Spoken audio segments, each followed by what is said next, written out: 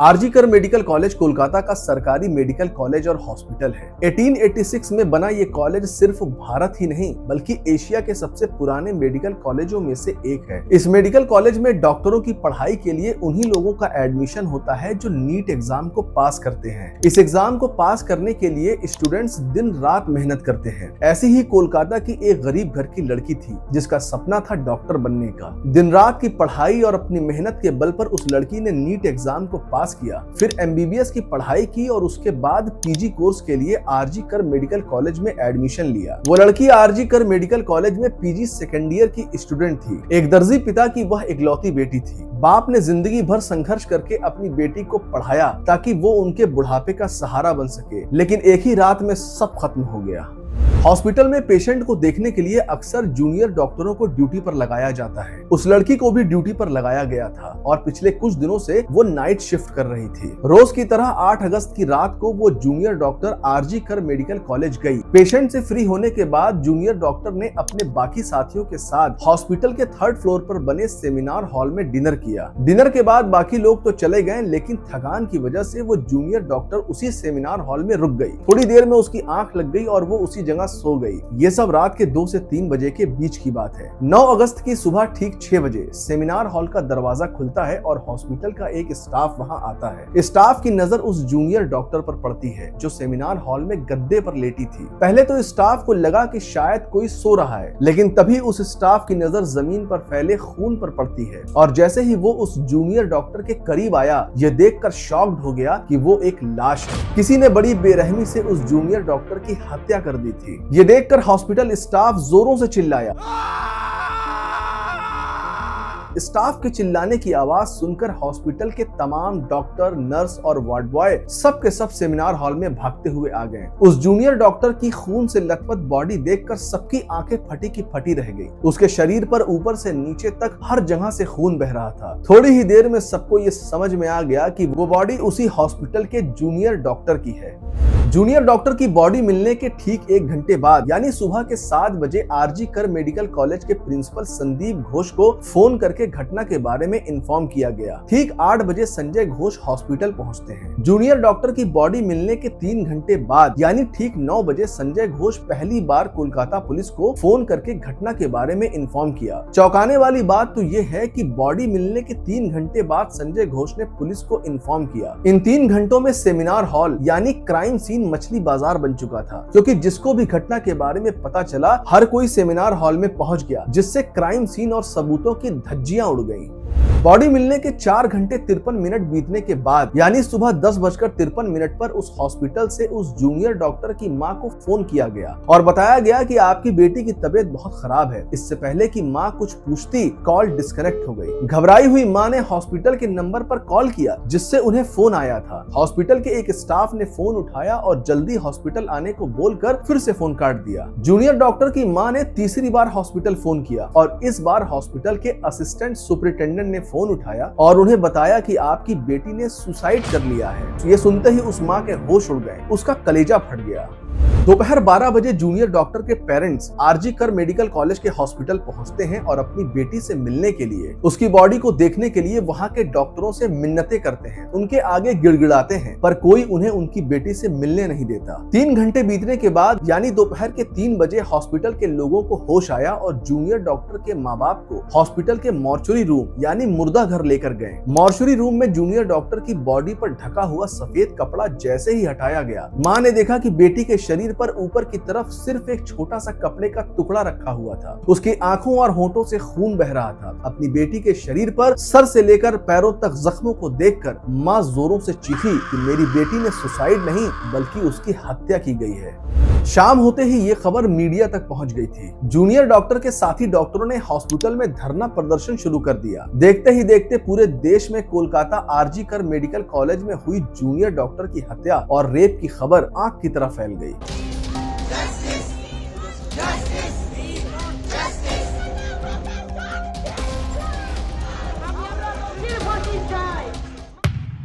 दूसरी तरफ कोलकाता पुलिस ने अपनी जांच शुरू कर दी थी। पुलिस ने रात 2 बजे से लेकर सुबह के 6 बजे के बीच की हॉस्पिटल की सीसीटीवी कैमरे की फुटेज को चेक करना शुरू किया, क्योंकि रात 2 बजे जूनियर डॉक्टर सेमिनार हॉल में गई और सुबह 6 बजे उसकी बॉडी मिली थी। जिस सेमिनार हॉल में जूनियर डॉक्टर की बॉडी मिली थी वहां कोई सीसीटीवी कैमरा नहीं था, लेकिन सेमिनार हॉल के बाहर कॉरिडोर में 2 अलग अलग पॉइंट पर सीसीटीवी कैमरे लगे थे, जिससे ये पता चल सकता था कि सेमिनार हॉल में कौन गया और कौन बाहर आया। जब पुलिस ने सेमिनार हॉल के बाहर कॉरिडोर में लगे सीसीटीवी की फुटेज चेक की, तब पुलिस को ऐसे कई चेहरे दिखाई दिए जो हॉस्पिटल के स्टाफ और डॉक्टर थे, लेकिन उनमें एक चेहरा ऐसा था जो ना तो हॉस्पिटल का स्टाफ था और ना ही डॉक्टर। पुलिस ने उस आदमी के बारे में हॉस्पिटल के लोगों से पूछताछ की। हॉस्पिटल के स्टाफ और डॉक्टर उस आदमी को जानते थे। उन्होंने पुलिस को बताया कि उस आदमी का हॉस्पिटल में आना जाना लगा रहता है। ऐसे गरीब और मजबूर लोग जिन्हें हॉस्पिटल में बेड नहीं मिलता, ऐसे लोगों को वो आदमी यहाँ बेड दिलाने में मदद करता है। उसका नाम था संजय रॉय।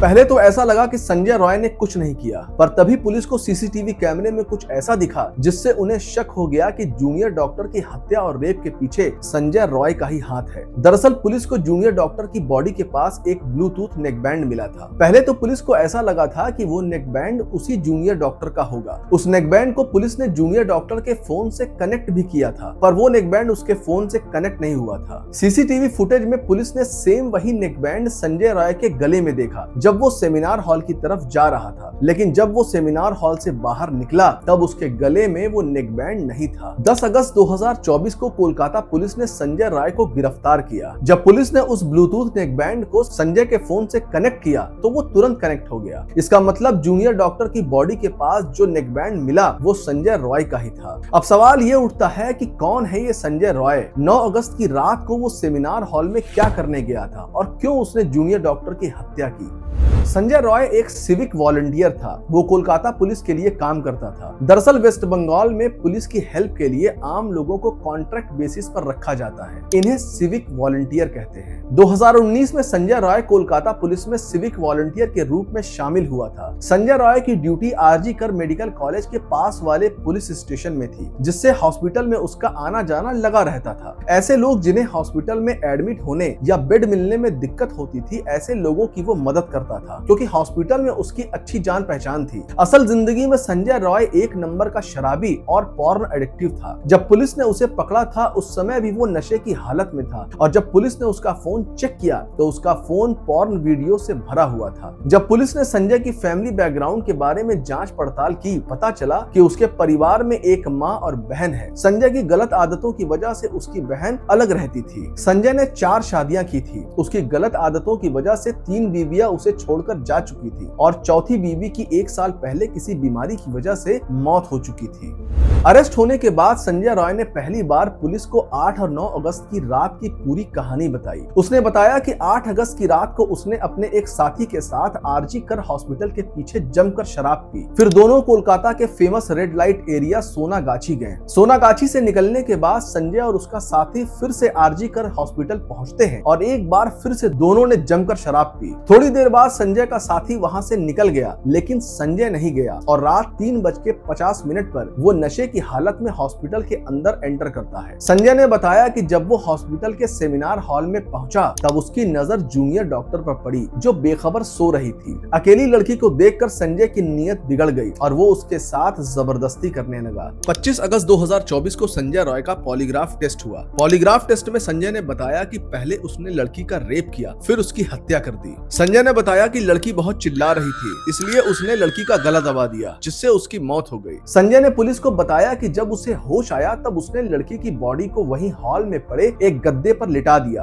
और उसके टूटे हुए हाथ को उसके सर पर ऐसी पोजीशन में रख दिया कि ऐसा लगे कि जैसे कोई सो रहा है। इसके बाद वो सेमिनार हॉल से बाहर निकल गया और सुबह 6 बजे हॉस्पिटल स्टाफ को जूनियर डॉक्टर की बॉडी मिली।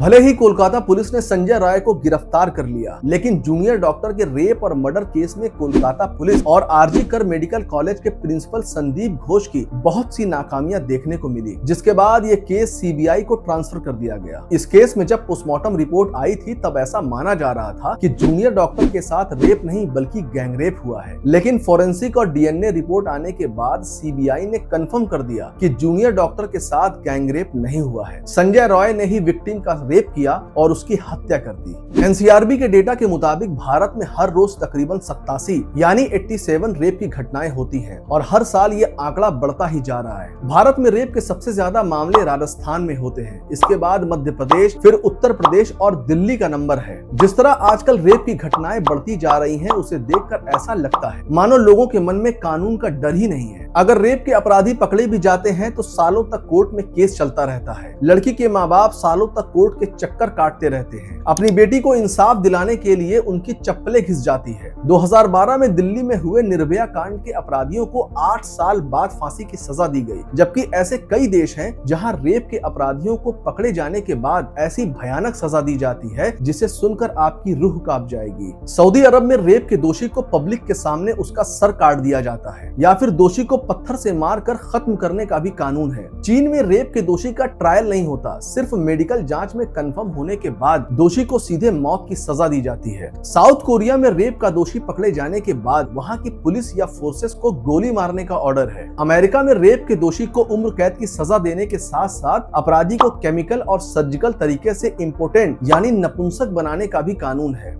बलात्कार जैसा घिनौना अपराध हमारे देश में कोढ़ की तरह फैल रहा है। जिस देश में लक्ष्मी, पार्वती और दुर्गा को पूजा जाता है, वहाँ के लड़कों और मर्दों को औरतों की इज्जत करना भी सिखाना होगा। हमें बेटी बचाओ बेटी पढ़ाओ के साथ साथ अपने घर के बेटों को भी पढ़ाना होगा। उन्हें अच्छी तालीम देनी होगी ताकि रेप जैसी घटनाओं को जड़ से खत्म किया जा सके।